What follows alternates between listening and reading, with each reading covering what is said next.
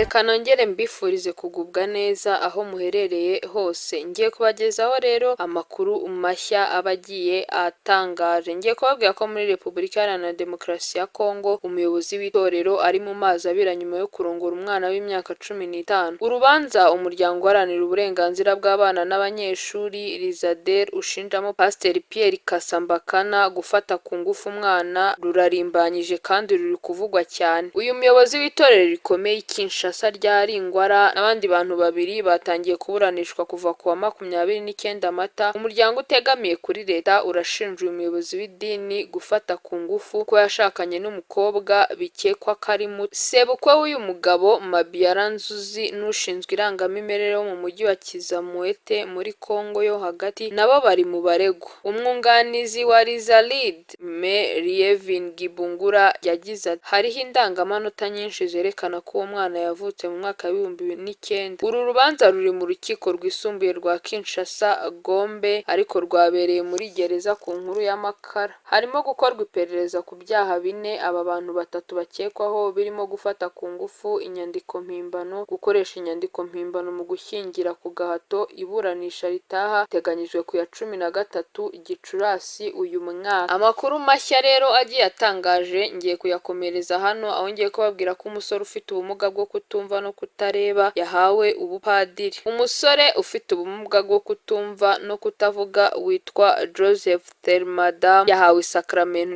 ry'ubusaseridoti ubwo ni ubupadiri ku itariki ya 2 Gicurasi uyu mwaka. Amakuru dukesha zimwe mu mbuga nkoranyambaga n'ibinyamakuru bitandukanye byo mu Buhinde ndetse na kinyamateka ndetse n'ikinyamakuru cya Kiliziya Gatolika mu Rwanda avuga ko Padiri Joseph Thelmadam yahawe ubupadiri mu muhango wabereye muri leta ya Kerera mu gihugu cy'Ubuhinde muri bazilika ya Vyakuramata muri arkidiocese ya Thrissur uyoborwa na Archbishop Mar Andrew. Niwe mupadiri wa mbere mu gihugu cy'Ubuhinde uhawe iryo sakramentu ry'ubusaseridoti afite ubumuga bwo kutumva no kutavuga, aho asanze muri ubwo butumwa abapadiri 25 bahuje ubwo bumuga baturuka hirya no hino ku isi. Mu gitambo cya misa yatuye nyuma yo guhabwa ubupadiri yakoresheje ururimi rw'amarenga. Iyo misa yashimishije abakristu benshi bari bayitabiriye barimo n'abagize umuryango. Mu nyigisho yatanze yavuze ko kuba baye padiri bigiye kuba imwe mu mfashanyigisho kuri bamwe bagifite imyumvire mibi iheza abantu bafite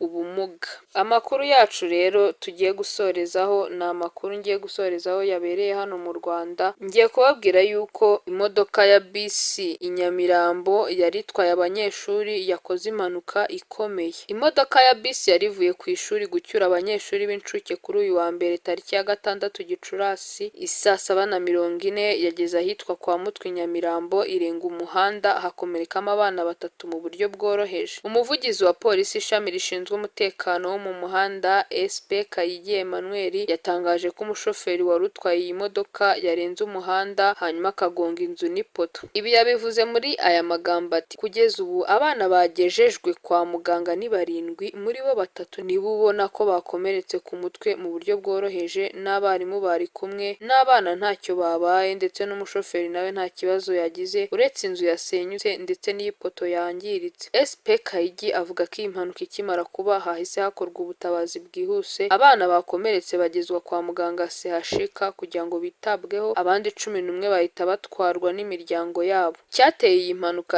SP Kayigi avuga ko kitaramenyekana hagikorwa iperereza. Umuvugizi wa polisi ishami rishinzwe umutekano wo mu muhanda yatanze ubutumwa ku bantu batwara ibinyabiziga kujya bagenda neza bitwararitse mu muhanda. Yabivuze muri aya magambo ati ku modoka zitwara abantu zikwiye kuba zujuje ubuziranenge, by'umwihariko izi zitwara abana ba nyirazo bagomba kuba bizeye ko nta bibazo by'impanuka zateza. Ikindi nuko umushoferi wese akwiye kubahiriza amategeko y'umuhanda igihe atwaye, akirinda uburangare ubwo ari bwo bwose, akirinda ibisindisha no kuvugira kuri telefone igihe atwaye mu rwego rwo kudateza impanuka mu muhanda. Ngende Joseline Uwizeyimana mbashimiye uburyo mukomeje gukurikirana amakuru mashya ngenda mbagezaho, bibutsa gukora like, subscribe, share na comment kugira ngo mukomeze mukurikirana amakuru mashya ngenda mbagezaho.